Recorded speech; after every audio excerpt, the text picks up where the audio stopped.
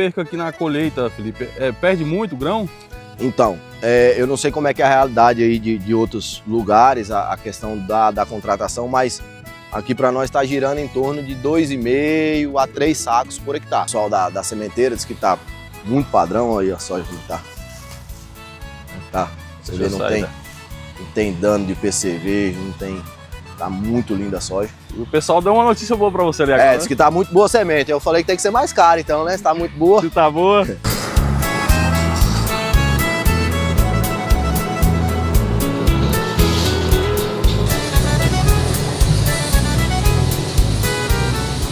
Fala, moçada, tudo bem com vocês? Para quem não me conhece, meu nome é Marcílio e hoje vim trazer mais um excelente conteúdo para vocês. Hoje a gente vai entrevistar aqui o Felipe na Fazenda Eldorado, onde ele trabalha aí, ó, com lavoura, que é plantação irrigada, e no sequeiro também tem produção de feno. E a paixão dele, moçada, que é a vaquejada, viu? Vou mostrar todos os detalhes da fazenda e contar um pouco da história dele pra gente. Então, se você não é inscrito no canal, se inscreva, já vai deixando aquele joinha. Qualquer dúvida ou sugestão de vídeo, deixa aqui embaixo nos comentários, moçada. Eu tava tentando trazer mais conteúdo para vocês. E se você não acompanha a gente no Instagram, vai estar passando o Instagram embaixo na tela. Acompanha lá, pessoal. Todo dia tem novidade para vocês no Instagram. Opa, Felipe, tudo bom? Beleza, meu amigo. Bom dia a todos. Muito obrigado por receber a gente aqui, abrir a porteira da propriedade, mostrar um pouquinho, né, da rotina aqui da fazenda, o que você trabalha aqui, o dia a dia. E aí, aqui o pessoal tá plantando, né? Show de bola, satisfação receber vocês mais uma vez aqui, Fazenda Eldorado, Luiz Eduardo Magalhães, né? Isso, aqui hoje nós estamos numa semana que, né, uma semana repleta de operações na fazenda aqui. Estamos com colheita de soja, plantio, né, que a gente chama da nossa safrinha, né, que da nossa região não permite uma safrinha de milho, né, e a gente também não arrisca tanto em sorgo, então a gente trabalha aqui hoje com a safrinha de milheto, né, pensando em colheita de grãos, se e Deus vai nos abençoar com a chuvinha que está prevista aí para essa semana, e também com um mix com braquiária, né? Pensando daí na cobertura de solo. Então aqui nós já estamos fazendo essa operação, ali tá... Né, então você tá plantando aqui agora o quê? Milheto com braquiária. Com braquiária, junto? Isso, justamente. E o milheto ele desenvolve mais rápido? Ele é mais agressivo que a braquiária, né? A braquiária é um pouquinho mais lenta. Uhum. Então com essa umidade, ontem deu uma garoinha aqui, com essa umidadezinha que a gente tem no solo aqui, ó, o milhetinho já vai embora. E a braquiária ela já começa a dar começa um start de germinação, daí com fé em Deus dá mais uma chuva e ela vem, né? Ela vem. Então aqui assim, tem várias formas de fazer, né? E cada agricultor faz conforme sua realidade. Ou filé, bom seria o quê? A gente fazer a operação com a plantadeira, igual a gente tá fazendo, o milheto, e daí vem com uma outra plantadeira plantando a braquiária no meio. No meio. Né, que você economiza semente e tal. Como a gente não tem essa disponibilidade aqui na fazenda, o que a gente faz? Existem sistemas de adaptação que vendem por aí. A gente tem um desses, que você tira o dosador da semente graúda, que a gente fala, que é soja, milho, e coloca uma caixinha dosadora de semente miúda, né? A semente graúda você vai trabalhar com sementes por metro, né? E a semente miúda, como é semente pequena, igual a de milheta, de braquiária, você vai trabalhar com quilos por hectare, né? Então você fez uma adaptação ali na plantadeira. Isso, aí você tira o dosador normal, original da plantadeira, e coloca essa caixinha que a gente chama, né? Tem várias empresas que vendem aí, né? Uhum. Então, assim, como a gente não tem essa outra plantadeira para fazer o plantio da braquiária no meio, o que a gente faz? A gente pega o milheto, né, a semente de milheto, e faz a conta da proporção de milheto com braquiária, e a gente faz uma mistura. Então, a gente pega no tratador de semente, a gente mistura o milheto com a braquiária, né? E daí a gente faz a proporção de quanto a gente quer de milheto e quanto a gente quer de braquiária. E aí vai distribuir os dois juntos e vão nascer. Como a gente sempre fala em agricultura, né? Na agricultura nunca existe o certo absoluto ou o errado absoluto, né? Existe o que se encaixa. Esse foi um manejo que a gente se encaixou dentro do investimento financeiro nosso, como a gente já tem a plantadeira, essa aquisição dessas caixas foi um investimento mais barato, vamos dizer assim, e todo ano a gente faz e dá certo. Fica filé. Então nasce o milheto primeiro, mais agressivo, só que depois quando a braquiária vem, como o sistema radicular da braquiária é muito agressivo, né, e ela forma muita palha por conta, né, de lignina e coisa que o milheto já não é tão espesso assim, daí ela não abafa o milheto já está alto e depois que você colhe o milheto ela está formada. Daí quando colhe também, ela vem, ela sobe. Aí entra luz, né? Justamente. Aí ela vem agressiva e fecha bem. Fecha bem. Aí você tem, se né, tudo der certo, em nome de Jesus, você consegue fazer uma safrinha, uma colheita de milheto, né? Que é um produto bem valorizado na nossa região, e ter a cobertura do solo com a braquiária. E aí tem gente também que, ao invés das braquiárias, trabalha com os pânicos, né? Mombaça e outras variedades, né? A gente para um pouquinho aqui que a plantadeira passou, pessoal. Aqui, ó. Aqui você tá fazendo a ponta dela, né? Você falou que... Aqui fez o bico que a gente fala, daí já faz essa cabeceira desse lado, daí vai plantar o lote normal, né? A colheita segue lá, uma equipe tá colhendo e outra equipe tá plantando. E como eu havia te falado, né? Esse ano a gente tá com uma modalidade de negócio um pouco diferenciada. Nossa área é uma área pequena, né? Para quem não nos conhece ainda. A gente não tá aí entre os halls dos enormes produtores, né? Nossa área é uma área de 400 hectares, que para nossa realidade de região é uma área pequena, né? Realmente, aqui tem muita área grande, né? Tem áreas gigantescas. Mas em algumas regiões aqui... para outras regiões só é uma área gigante, mas para nossa realidade é uma área pequena. Então, esse ano a gente está trabalhando com a nossa soja para semente, né? Então a gente está cooperado de uma sementeira, então assim, a gente planta, organiza as variedades certinho, e daí eles vêm, analisam, né, os lotes, e esse lote hoje que a gente está colhendo, que a gente chama lote 3, que é uma área de sequeiro, o pessoal da sementeira classificou para semente. Então a soja está muito boa, não pegou chuva pós-dessecação, então tá bem filé, foi bem controlado, né, as pragas, as doenças, questão de percevejo, mosca branca e tal, foi um manejo filé, e aí tá colhendo para semente, né, esse lote. E aí, conforme a gente for dessecando os outros lotes, eles vão avaliando, e o que dá semente eles levam, e o que não dá, aí é comercializado como grão. Como grão. Né? E isso aqui é muito importante para uma área pequena, né? É uma forma de você rentabilizar. E, por exemplo, o que acontece nessa modalidade? Para quem é pequeno produtor, vamos supor, você tem um custo com frete, né? Caminhão, que a gente não tem, terceiriza, então, essa parte da sementeira, a parte hoje de logística, é toda dela, então você tira um pepino, vamos dizer assim, né? Que é arrumar caminhão. Aí, por exemplo, é área pequena, é uma máquina só, o cara não quer ficar por tonelada, quer por diária, né? Então, um custo que, quando você vai fazer o custo, é bem grande. É bem grande. Um custo de logística hoje. E aí, também, eles pagam uma porcentagem maior, né? Na classificação da sua semente. E também tem o bom da armazenagem, por exemplo. Se o agricultor quiser travar antes, não, o preço está beleza agora, quero travar. Beleza, já deixa travado. Se não quiser, ou quiser travar uma parte e deixar outra parte, eles levam para o UBS e daí eles vão te pagar em cima do... Tem um prazo, né, que eles deixam armazenado lá, um prazo determinado, até você travar a sua soja, né? Então você consegue negociar melhor. Isso, você consegue, né, você trava ali seus custos e daí depois você pode tentar conseguir uma margenzinha melhor de lucratividade em cima desse modelo de negócio, vamos dizer assim, né? É muito interessante. Inclusive, o pessoal tá até colhendo ali, ó. Lá tá colhendo e aqui tá plantando. Isso, justamente. Aqui. Agora, uma coisa interessante, Felipe, é o solo, né? Muita gente vai até estranhar olhar um solo arenoso, né? Areia, né? Areia e produzindo bem, né? Essa área aqui, em específico, ela deve ter aí...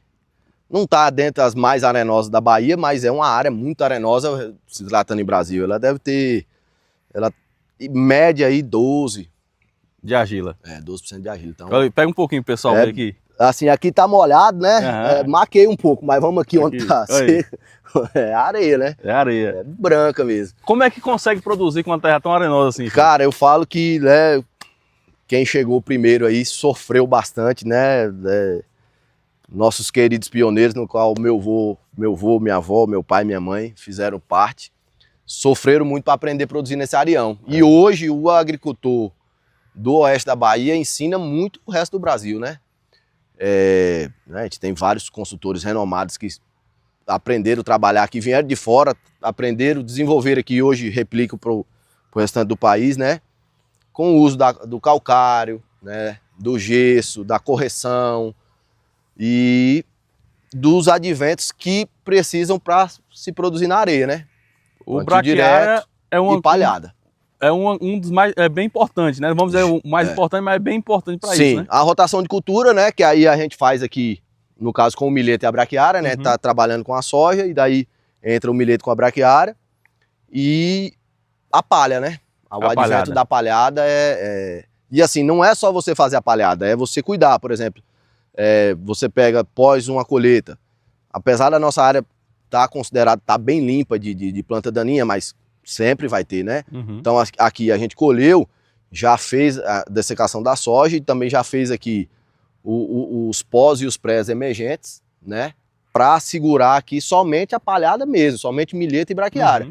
Para daí na próxima safra de soja a gente ter um solo melhor ainda, né? E que as plantas consigam desenvolver bem, no caso a braquiária e o milheto expressar a sua produtividade em grão e a braquiária em palha, né, que é folha, mas também o mais importante da braquiária, segundo os estudos, não é a folha somente, mas o que ela tem por baixo, que é a raiz, né? A raiz da braquiária é uma raiz fasciculada, né?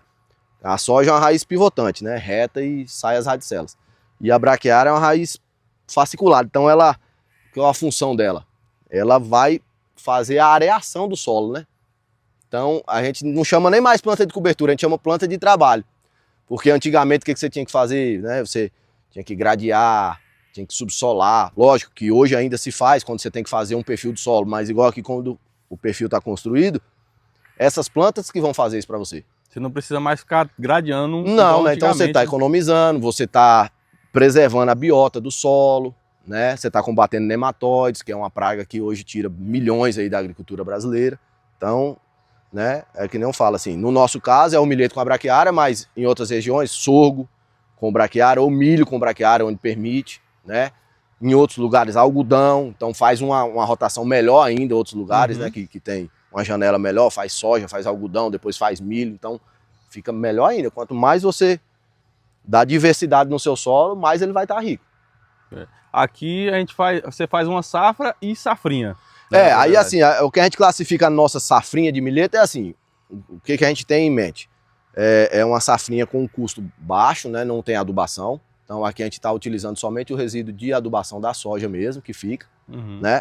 Então o milheto ele é uma planta que ele vai exportar muito para o solo, né? Ele vai produzir bastante pontos de potássio, a braquiária também, então ele consegue extrair do solo e colocar novamente ali nas partes mais profundas do solo e colocar novamente disponível para as próximas plantas. Então assim, a gente não trabalha com adubação, né? Então é vamos dizer assim, uma safra de menor risco, uma safrinha de menor risco. Se a chuva nos ajudar, colhemos milheto, grão e temos braquiária, né, de palhada. Se a chuva não permitir uma colheita de grão, nós temos palhada de milheto e de braquiária. Então depois, por exemplo, vamos supor, teve chuva, teve colheita de milheto, então a colhedeira entra colhendo o milheto, já dá uma roçadinha ali naquela braquiária, né? E depois a gente entra com rolo faca mais para frente e faz a dessecação para entrar na soja. Se não produzir para grão, daí a gente, antes deles sementarem, né, antes de sementear, a gente entra com rolo faca e já pensando na adubação verde, né? Já faz a rolagem com o rolo faca com eles verde, e aí essa palhada se decompõe para depois a gente entrar com a soja. É bem interessante. Então tem essas duas opções aí para gente trabalhar. E aqui é o bom da região, o que trouxe muitos produtores para a região foi a questão da topografia daqui, né? Bem plana, né? Olha aqui, pessoal, para tudo que é lado aqui. Uma mesa, né? É uma mesa, então isso aqui facilita muito. Muito, a mecanização, né? Hoje o mundo testa suas máquinas no oeste da Bahia, né? Aqui, né? Você tem vídeo rolando aí de várias máquinas e inovações aí que estão sendo testadas. Tem uma máquina aí que ela planta, colhe, sozinho, né? Me fale o nome da memória aqui, mas uma faz tudo aí, tá sendo testada aqui, né? Aqui em Mato Grosso. A primeira a chegou uma aqui pro oeste e chegou uma pro Mato Grosso. Isso, justamente. Sempre as novidades tecnológicas para testar no Brasil aqui no Mato Grosso, que são as maiores áreas, né? As maiores áreas do produto.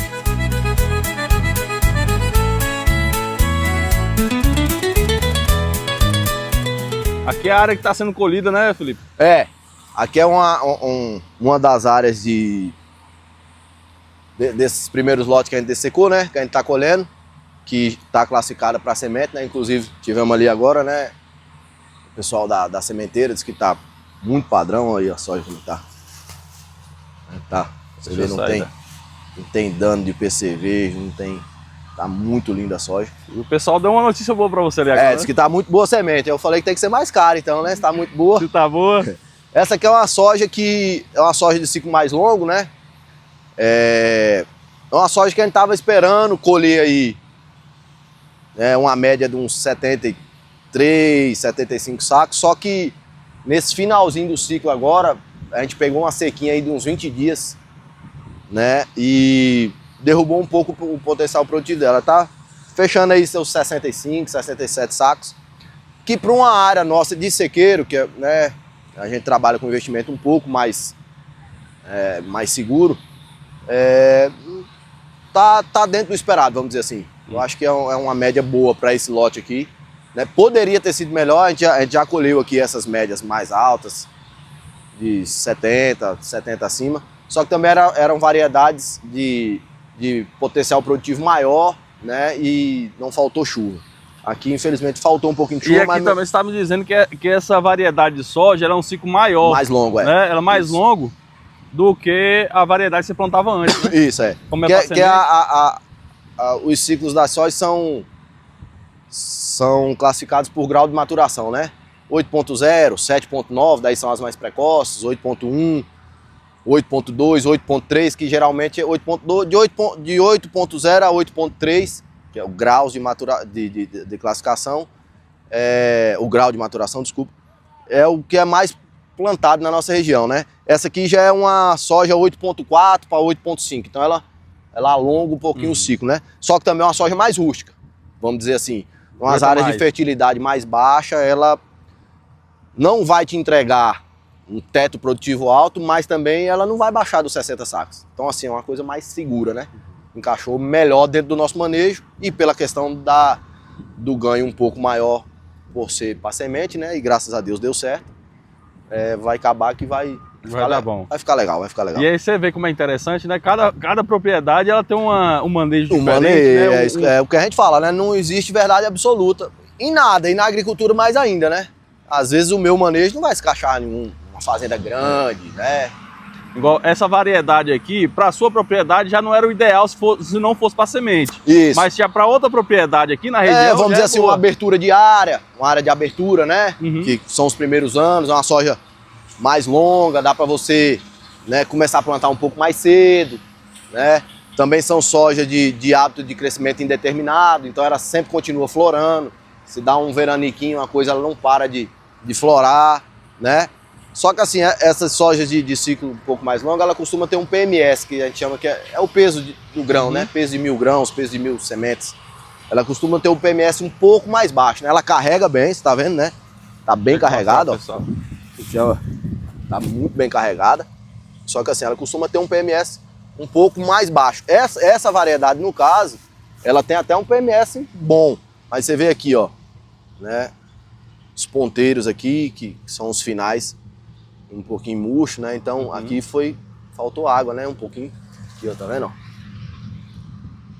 Esses detalhezinhos, vamos dizer assim, mas no final, com esse tanto de planta, dá diferença, né, por hectare. Então, mas no geral, eu acho que nossa região vai dar uma produtividade boa, eu acho que Esse ano vai estar entre os estados mais produtivos aí do Brasil. Até porque teve outros estados que teve uma quebra maior, né? É verdade. A chuva, né? O clima tá muito... E aí a gente volta para as técnicas de manejo do solo, né? Se você me falar hoje, por exemplo, nós não temos caminhão para puxar soja, somos uma área pequena, nós não temos colhedeira, a colhedeira é terceirizada, somos uma área pequena. Então, tanto nós de área menor, mas também de áreas maiores, o nosso maior bem é esse aqui, né? O mais caro para comprar é terra. É a terra. E tá cada dia mais caro. E mais difícil de ter, né? E quem tem uma área produtiva hoje, ele não quer vender, né? Deus só fez uma quantidade só de terra, né? Justamente. Então, assim, o nosso bem mais precioso realmente é o solo, a gente tem que cuidar dele, porque, assim, a gente tem que garantir a produção, né? E o que eu sempre falo, não é também só você bater recorde de produção, você tem que ter lucratividade, né? Senão não faz sentido você colher números estratosféricos, mas gastar muito, né? E no final Não ter retorno. não ter retorno, né? Lógico que o objetivo nosso no final é a lucratividade, né? Todo mundo tem que viver da lucratividade. E uma maneira de reduzir custo igual uma plantadeira daquela ali você não tem. Uma colhedeira Ou uma plantadeira. A plantadeira você tem, mas a colhedeira você não tem. Isso, é porque assim, a plantadeira, vamos dizer assim, é um item que também é usado só 1 ou 2 vezes no ano na fazenda. Uhum. Só que assim, você não acha para alugar, para terceirizar, porque é a plantadeira, aí precisa do trator. Aí, por exemplo, nós precisamos comprar um trator maior, logo na abertura de área, porque a gente teve que fazer perfil de solo, uma gradagem mais profunda, né? E toda aquela dor de cabeça que dá a abertura de área, toco, arranca toco, não sei o quê. Então, a gente precisou comprar um trator, uma grade e tal, e a plantadeira porque a gente tem que plantar no dia que melhor para nós, né? Você tem que aproveitar a janela. A janela. E a colheita não, porque a colheita, geralmente a gente acha, assim, por mais que a gente sabe que quem às vezes está nos assistindo vai dizer que não acha, porque também tem uma área pequena, mas nós aqui temos um fator de vantagem, vamos dizer assim, que a gente está muito próximo da cidade, né? E muito próximo de outras áreas que também, por exemplo, tem uma fazenda muito grande aqui próximo, que aluga a colhedeira. Então, esse prestador de serviço, ele estava nessa fazenda, né? Que é ali do outro lado ali. É próximo. Dá 2 quilômetros daqui. Então, daqui na cidade dá quantos quilômetros? Daqui na cidade dá 12 quilômetros. 12 quilômetros. Né? Então, a gente tem essa vantagem, então assim, a gente às vezes não uma máquina dessa hoje aí tá em torno de milhões, né? Você deixa de investir em outro lugar para poder comprar. Por exemplo, a gente deixou de comprar colhedeira para botar pivô. Aí. Inclusive, aqui você tem quantos hectares de sequeiro? De sequeiro a área são 400 hectares hoje, são 210, 190, né? 210 irrigado, 190. 210 irrigado e 190 sequeiro. Olha aí. São aqui 3 pivôs de 70. E o pivô é muito bom, né? Você consegue produzir aí para a nossa realidade de área pequena, foi o que nos manteve dentro do negócio, falar a verdade. Porque teve aqueles anos de seca aí, foi o primeiro pivôzinho que a gente colocou que segurou as pontas aí, porque essas áreas de sequeira aqui derreteu. Foi o quê? 2013, 14? 16, né? 16? 16 15, 16, 14, 15 por ali. 14, 15. Isso. Foi quando muita gente aqui quebrou, tem gente que saiu da profissão, né? Do ramo. E na verdade foi quando a gente tava entrando, né? Quando vocês estavam entrando? Foi. Ixi, foi pior ainda, Foi o primeiro ano que a gente plantou. Tanto que foi, nesse primeiro ano que a gente plantou só o pivô, né? Essas áreas de sequeira eram arrendadas. Tava arrendado para outro tava plantando até feijão gurutuba. E eram umas áreas muito... não tinha sido feito perfil de solo. Então, era nova, né? Muito nova, né? Era as áreas complicadas de produzir. E aí nos outros anos a gente entrou, mas mesmo assim ainda deu mais 1 ou 2 anos não de seca severa, mas de uma chuva não muito bem distribuída. Só que a gente já tinha um pivô, vamos dizer assim, não tivemos lucratividade, mas conseguimos manter, né, e se reerguendo para fazer os outros investimentos e foi indo devagarzinho tocar na frente. A plantadeira passou aqui agora, né, Felipe? Nesse exato momento. O Felipe vai mostrar pra gente aqui como é que ficou o plantio aqui, a semente, né? Isso. Então aqui, ó, se você olhar aqui, ó, na nossa mistura, na nossa proporção, ó, Marcinho, aí você vem aqui, ó, semente de braquiária, tá vendo? Semente de milheto. Uma do lado da outra. Isso, aqui junto, tá vendo? Na verdade, ela já cai junto as duas, né? Já cai junto. Como é semente miúda, então, mais pra frente um pouquinho, ó, mais milheto. Daí, que né, a proporção do milheto é maior do que a da braquiária, né? Sim.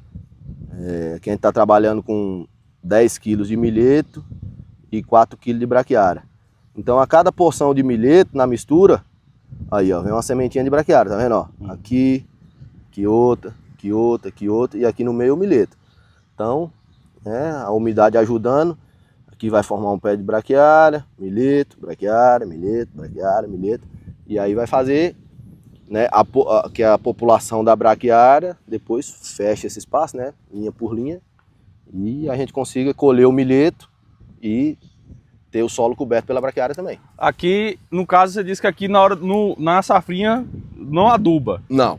Justamente para não ter aquele gasto... Isso, é porque é uma safra de risco, né? É de para risco. nós, a nossa janela é muito apertada, né? E assim, também, a gente plantou um pouco mais tarde esse ano, né?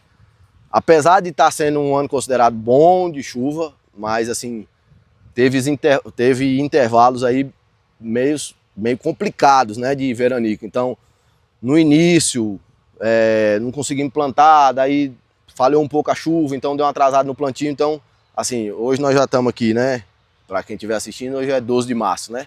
Então já é uma janela... Já está bem espremida já, né? Bem espremida, entendeu? Aqui também foi por conta dessa questão do cooperado de sementeira, que foi uma variedade de ciclo mais longo, né? Entendi. Então ela demora um pouco mais, então é uma safra de risco. Mas com essa previsãozinha de chuva aqui não precisa de muita chuva para formar, né? Então essas plantas, na verdade, é que a gente fala que é planta de trabalho já, não é nem planta de cobertura. O que elas vão fazer? Combater nematóide, reciclar os nutrientes, elas que vão trazer mais adubo para nós na próxima safra, entendeu? Reciclar os nutrientes, proteger o solo, né, da exposição do sol, dos intempéries de vento, de erosão, né, combater planta daninha, combater doença de solo, mofo branco, outras doenças de solo que a braquiária combate. Entendeu? Então essas plantas vão trabalhar nesse período que a gente não tem safra de soja, essas plantas vão trabalhar... Tá protegendo o solo. Vamos dizer, de abril até outubro, essas plantas vão estar trabalhando para nós. Trabalhando o solo para quando a gente entrar com a soja, o solo esteja melhor. Então, na verdade, é que você não está muito... claro que é bom ter a rentabilidade de colher. Vamos supor, se tudo ajudar, Deus nos ajudar e a gente confia nisso, né? Porque... o agricultor, sobretudo, ele é um temente a Deus, né? Sim. Não é qualquer um que, na verdade, a gente fala que a gente planta, mas a gente está enterrando dinheiro e pedindo a Deus que chova. Então, se tudo der certo, for da vontade de Deus que chova e a gente consiga colher um outro produto, que é o milheto, que é um produto valorizado também na nossa região, e que forme-se a palhada de braquiária e de milheto, ótimo. Mas se não acontecer isso, as plantas estão trabalhando para nós. É um custo, vamos dizer assim, que o benefício dele lá na frente é muito maior. Muito maior. Entendeu? Aí você está preparando para ter um retorno melhor isso, na safra. Na soja, que é a nossa soja. Cultura, vamos dizer assim, no sequeiro hoje, de mais importância, né? Aí não, nas áreas irrigadas, aí a gente entra, né, esse ano a gente vai entrar com milho, com braquiária, aí sim um sistema de plantio mais, né, bem centrado, né?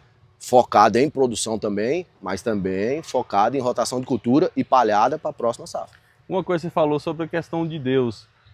Existe, eu acho bem difícil ter um agricultor que não seja temente a Deus, né? Rapaz, se existe, ele tá bem escondido. Tá escondido, né? Porque eu acho que é impossível o cara ser agricultor e não ser temente a Deus. Porque, né? Lógico, cada um na sua fé, na sua religião, no seu grau. Mas eu acho que é impossível, porque a gente trabalha com empresa a céu aberto, né? Então... esses dias eu até vi um vídeo bem bonito, até um amigo nosso colhendo, e ele falando: hoje eu levantei pedindo a Deus que chova, mas aí estava colhendo, pedi a Deus que fizesse sol, e depois que termina de colher eu preciso que chova, e depois que chove eu preciso que faça sol. Então, tudo que a agricultura precisa... depende de Deus. Depende de Deus, entendeu? A chuva, o sol, tudo. Né, tudo, então assim, na verdade a gente entrega nas mãos de Deus, né? Sem ele não tem como produzir. Não, de forma alguma. Eu acho que outras profissões, pode ter gente que não seja temente a Deus, agora a agricultura é impossível. Entendi.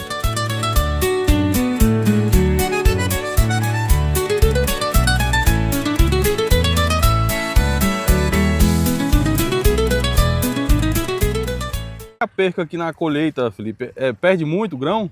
Então, eu não sei como é que é a realidade aí de outros lugares, a questão da contratação, mas aqui para nós está girando em torno de 2,5 a 3 sacos por hectare. Por hectare?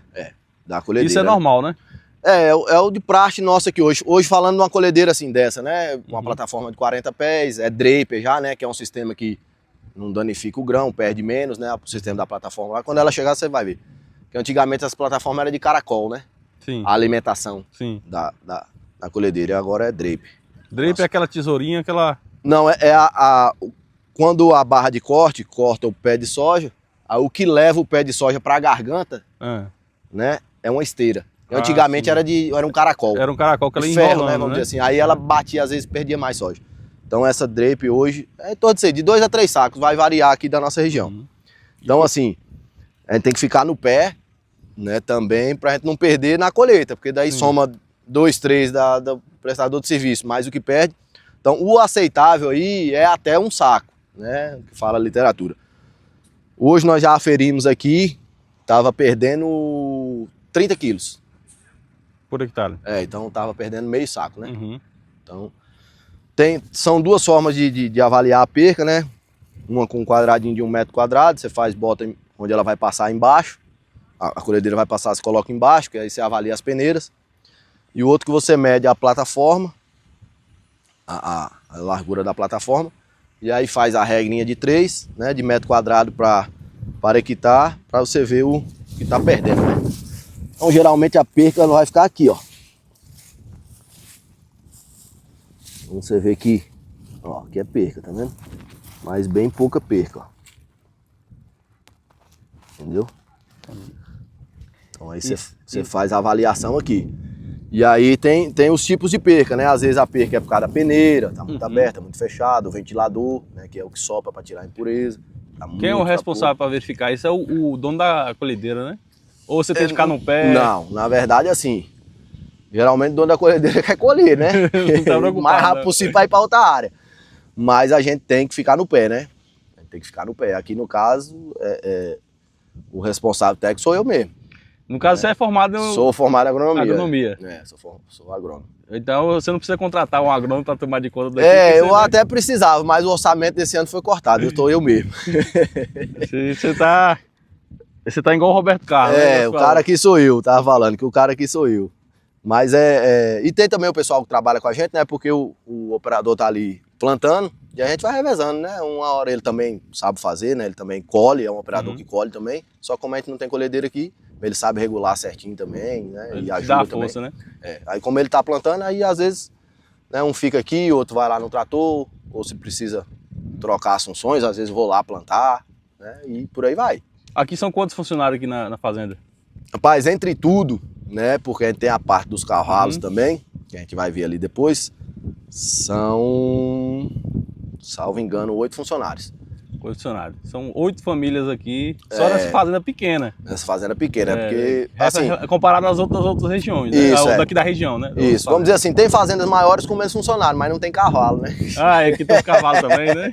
O cavalo é que pega. Mas assim, hoje, para a área de agricultura mesmo, só a área de grão, são 2 funcionários. 2. Só que aí, dois não, né? 3, porque tem o pessoal da cantina, né?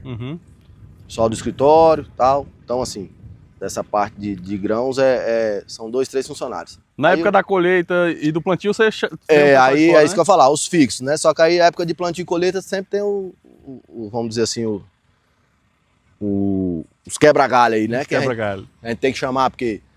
precisa de um para tratar semente, carregar, pegue, adubo, tarará, né? E sempre tem mais gente. Eu vejo muita pessoa discriminando a agricultura, né? O pessoal que planta, mas também não faz conta de quantas famílias não são sustentadas direta e indiretamente. Se você virar seu celular, você vai ver ali, né? O tanto de família que tem ali. Ali cada um representando uma família ali, ó. Aqui tem mais ali, ó.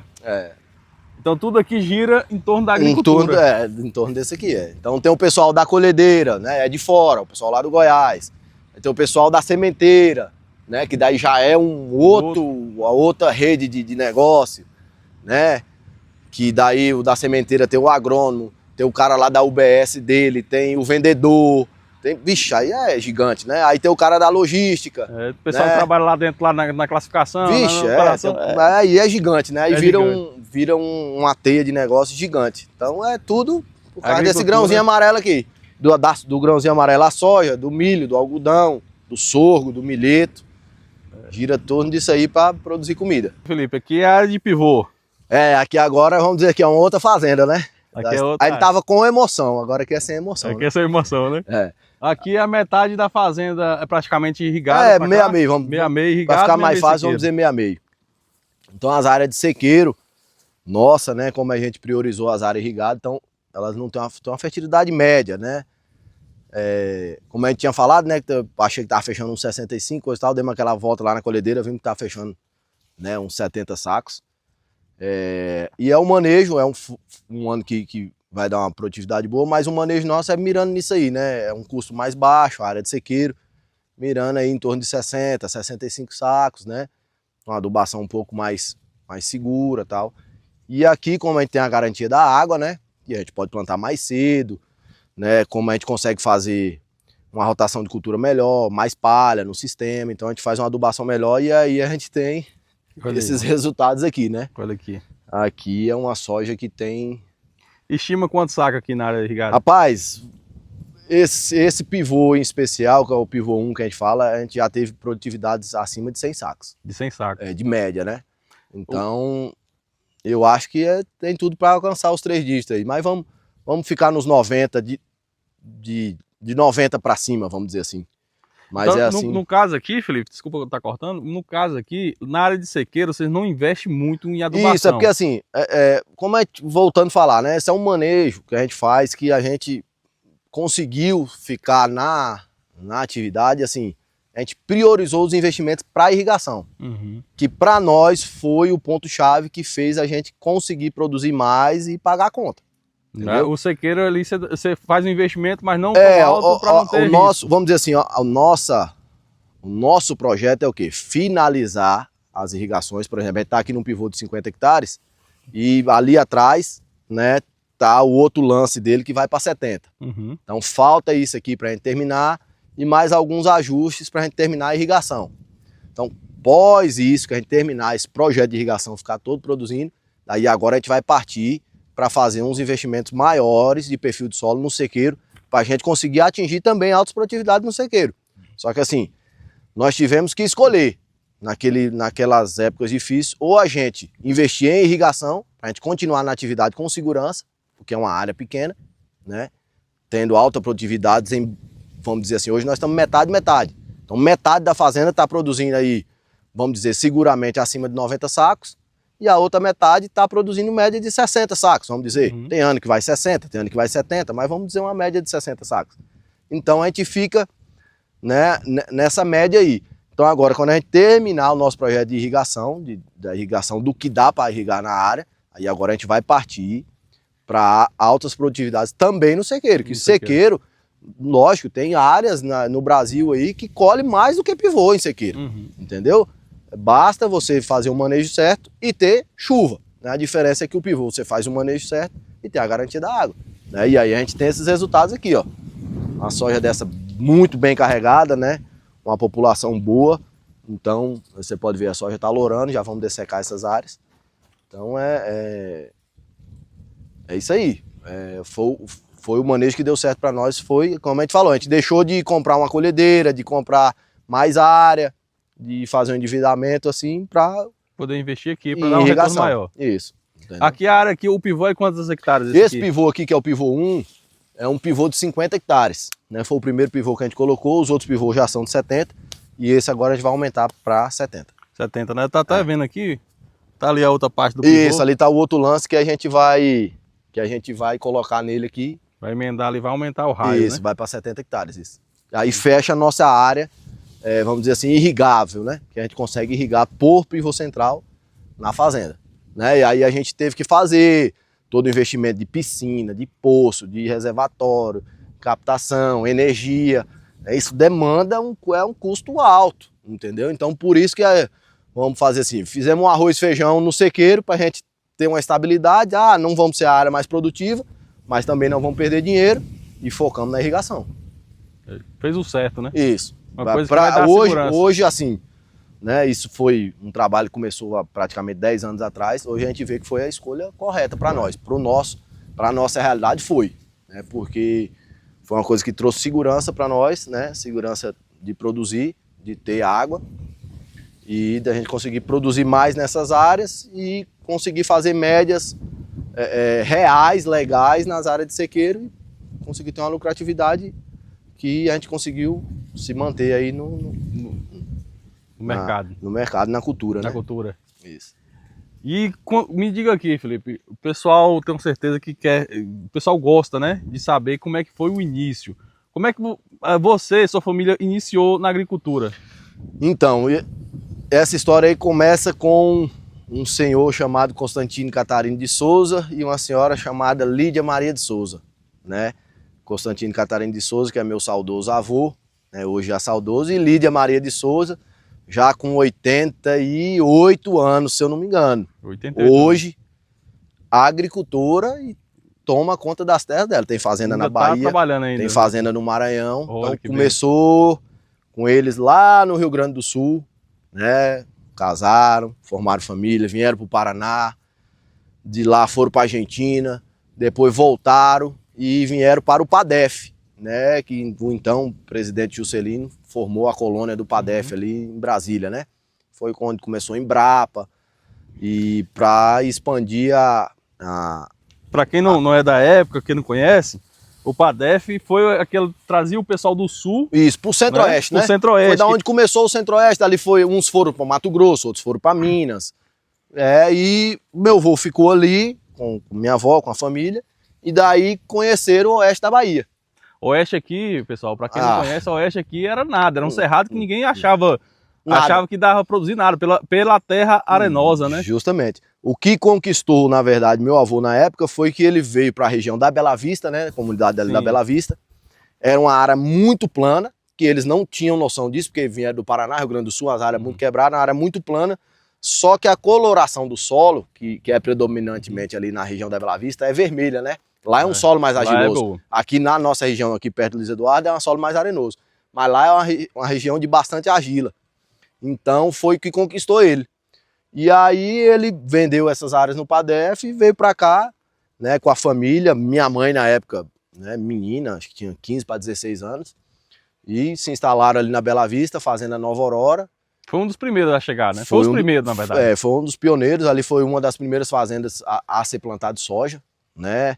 E ele adquiriu uma grande quantidade de terra junto a uma empresa que tinha as áreas aqui, para poder ir captando esses novos pioneiros, né? E veio trazendo os amigos, outros familiares, os tios da minha mãe, né? Na época, por parte de pai, por parte do meu avô Constantino, por parte da avó Lídia, né? Que aí vieram outras famílias, Puton, que também é família nossa pela parte da minha avó, e outros pioneiros mais. E aí meu avô ia vendendo terras, ia plantando. Naquela época perdia a lavoura, tinha que vender um pedaço de terra.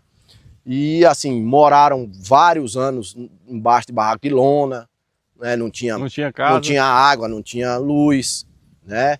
Depois se instalaram em Barreiras, daí a casa do meu avô, da minha avó em Barreiras, era um ponto de apoio assim dos sulistas, né? Que aí vinham olhar as terras, daí ficava lá, aí vinha para cá, ia para as placas, região de São Desidério, que começou também, Roda Velha, que tinha outro tio outro irmão do meu avô lá, né? Que também hoje é saudoso. Então, começou daí, né? E daí todo mundo na agricultura, tal, foi passando de família para família e, né, com meu pai e minha mãe estavam fora da agricultura e eu, mais jovem, comecei a mexer aqui na Fazenda Eldorado, sempre mexia mais com pecuária, né? E aí fomos começando a mexer com pecuária e tal, foi quando surgiu a oportunidade de colocar um pivô, só que assim, a época do meu avô, do meu pai e da minha mãe, quando eles mexiam com a agricultura, não tinha esse recurso de banco, de financiamento, assim, tão, né, mais fácil, de negociação de dívida e tal. Então, meu pai e minha mãe tiveram uma frustração de safra, uma época, e quebraram com a agricultura. Então seu pai e sua mãe começou plantando, depois desistiram. Isso, quebrou, né, daí ficou receoso, né, outros integrantes da família continuaram e tal. Essa área que é da Nova Aurora, que é essa primeira fazenda da família, hoje é arrendada, né? Minha avó tem fazenda no Maranhão também, mexe com pecuária, onde é um primo meu que toca também, então toda a família... Todo mundo tá ramificado aí na com a raiz na agricultura. E aí meu pai e minha mãe não quiseram continuar, tal, por essa frustração, e eu comecei aqui, e eles com muito medo, e quando colocou esse pivô, né? Aí para não ficar devendo muito, não, colocou só de 50. Naquela época, se a gente soubesse, tinha comprado meio mundo de pivô, né? Porque o preço já subiu barato, né? 400% aí. E aí arrendou, a gente nem plantou, de tanto medo que tinha, né? Arrendou para outra pessoa plantar. E aí a gente foi, né, descobrindo a agricultura, aprendendo, até que a gente pegou o pivô para a gente tocar. né? Se situou, plantamos só irrigado. Um ano foi aquele ano que deu uma quebradeira. E depois começamos a plantar o sequeiro e foi melhorando e foi. E aí bota outro pivô, daí reservatório, fura poço, energia. E aí fomos construindo. E aí, falei, outro, fizemos as dívidas que tinha que fazer e fomos tocar a vida. Tocando. Você estava me falando ali que você não era agrônomo. Você tinha começado a faculdade, trancou. Isso. E por causa da necessidade na fazenda. Aí quando a gente começou, né, realmente mexer com a agricultura, né, já é vamos dizer assim, a pecuária também não acho que nada, né, na pecuária, agricultura ou qualquer outro ramo de negócio não aceita mais amadorismo, né? Mas vamos dizer assim, a pecuária, àquela época, né, antigamente assim, era uma coisa mais amadora, né, do que a agricultura, né? Hoje não, lógico que todos são profissionais. Mas assim, era uma coisa muito nova e, né, muita gente fala muita coisa e se você não tem uma formação, você não tem um norte para você seguir, né? Então daí eu voltei meus estudos, eu não fui um cara que muito gostei de estudo na vida, mas tive que estudar para poder, né, ter a minha própria linha de raciocínio, de pensamento, né, de o que é certo, o que dá certo, o que não dá, e aí a gente foi. Conforme eu terminava a faculdade, a gente estava abrindo aqui, e a gente foi meio que fazendo um laboratóriozão aqui, né, Eldorado, foi experimentando tudo e aprendendo. Você formou e sua escola mesmo na prática foi aqui na fazenda. Isso, eu lembro que a época, quando eu tava na faculdade, aí, rapaz, a faculdade era de noite, e começava às 7 da noite e até 11 e tanta da noite. E aí no outro dia, na época que era só eu e até um primo da minha mãe, o Ronaldo Canova, que trabalhava com a gente aqui, rapaz, era só nós dois e um trocando turno. Um parava, o outro começava. Não parava e saía da faculdade, no outro dia, 4 horas da manhã, estava aqui, e aquela dificuldade de abrir área, toco, cata raiz, gradeia de novo, e raiz, e vai, calcário, e nivelador, e gesso, e mais grade, e adubo. Rapaz, foi uma época tensa, assim, né? Até foi uma época que meu filho nasceu e eu ficava pouco mesmo com a minha família, porque nós derramamos muito, eu falo que derramamos muito suor aqui, foi... Pra estar o que tá hoje, vocês sofreram muito, né? Sofremos bastante. É como diz aquele ditado, né? Quem vê a botina não vê o calo do pé. Então, para hoje estar de botina nova, o pé sofreu um bocado. Né?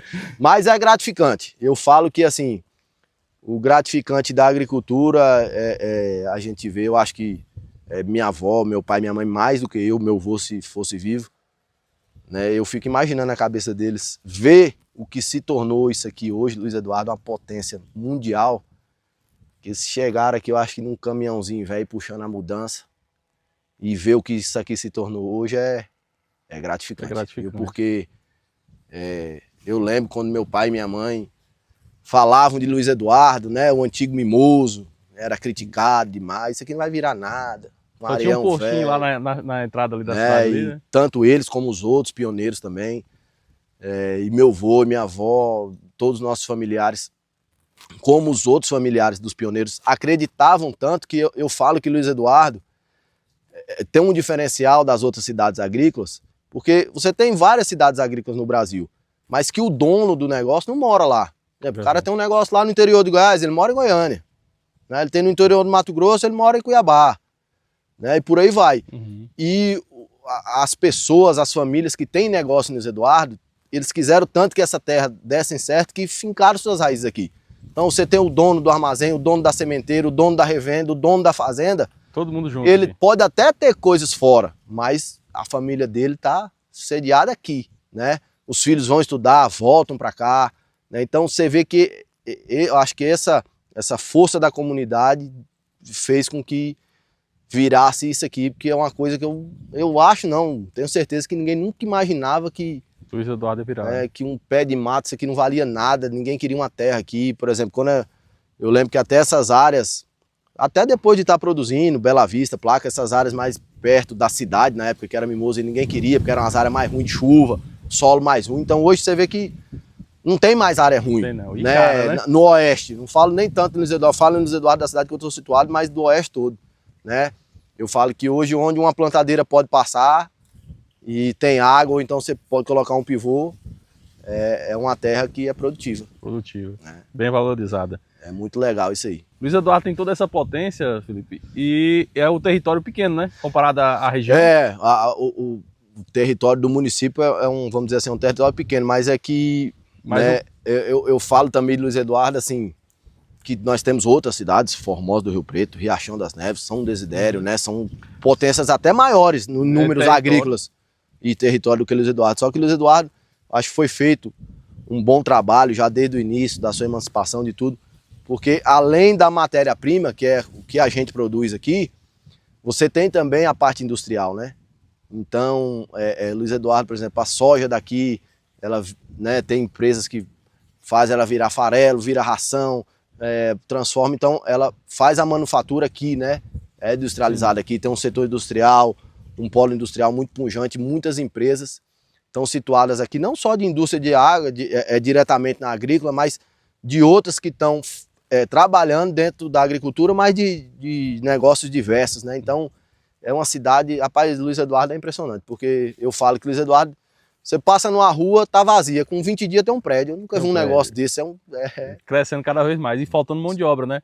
Aqui na cidade o pessoal é o tempo todo procurando pra não, trabalhar. Aqui Luiz Eduardo, eu falo, é até uma palavra que minha mãe falava muito no começo, eu lembro quando a gente era menor aqui em Luiz Eduardo, que quando vinham pessoas daqui conhecer, aí chegava aqui, meu Deus do céu, que uma cidadezinha dessa, e ela falava, né, meu pai e minha mãe falavam, que Luiz Eduardo é a terra da prosperidade, né? E eu não conheço nenhuma pessoa que chegou em Luiz Eduardo e deu errado. A pessoa que tem vontade de trabalhar, aquele que tem força de vontade, aqui dá certo, porque é uma terra realmente abençoada.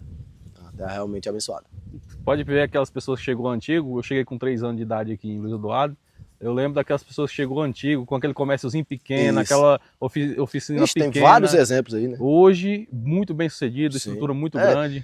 São tantos exemplos que a gente não consegue nem enumerar aqui, mas todo mundo que você vai que hoje tem um comércio grande, qualquer fonte de negócio grande, ele começou, às vezes, até sendo funcionário de uma pessoa. Foi. Né? E aquele negócio daquele patrão dele se tornou tão grande, ele começou a não dar conta de atender, e esse cara saiu, botou o dele, e hoje os dois são grandes, já tem outro maior e o outro veio de fora, então é um negócio impressionante. Luiz Eduardo é impressionante. Tem uma história interessante que um dos que é dono de uma boa parte do terreno ali de Luiz Eduardo, nas regiões bem valorizadas ali, ele chegou como funcionário de um fazendeiro, ele era piloto, né? E comprou um pedacinho de terra ali do lado de Luiz Eduardo, antigamente era uma fazenda, e hoje ele é dono de uma grande parte ali de Luiz Eduardo, e chegou como funcionário, e hoje pode dizer, um dos caras bem sucedidos de Luiz Eduardo. Né? Eu falo de propriedade porque é a terra que nós escolhemos, né?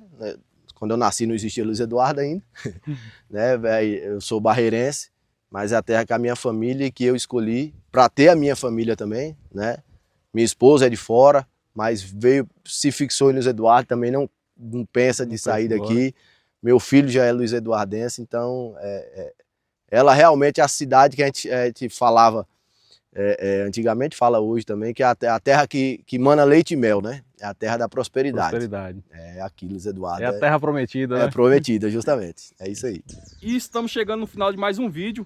Vai ficar a parte 2 do vídeo, pessoal. O vídeo ficou muito grande, então a gente vai dividir em 2 partes. Onde a gente vai mostrar mais aqui a parte da vaquejada, a parte da estrutura da fazenda. Então, se você não é inscrito no canal, quer ver o restante do vídeo, se inscreva, já chegar a notificação, acione o sininho de notificação também aí, para poder você não perder nada, rapaz. E vou estar aí trazendo vários conteúdos para vocês aí, moçada, de fazendas, entrevistando fazendeiros, pessoal que trabalha com vaca de leite, pessoal que trabalha aí com gado de corte, pessoal que trabalha com lavoura. Vou estar trazendo conteúdo aí da região oeste da Bahia para vocês, moçada. Então, qualquer dúvida também, pessoal, qualquer sugestão de vídeo, coloca aí nos comentários. E até o próximo vídeo.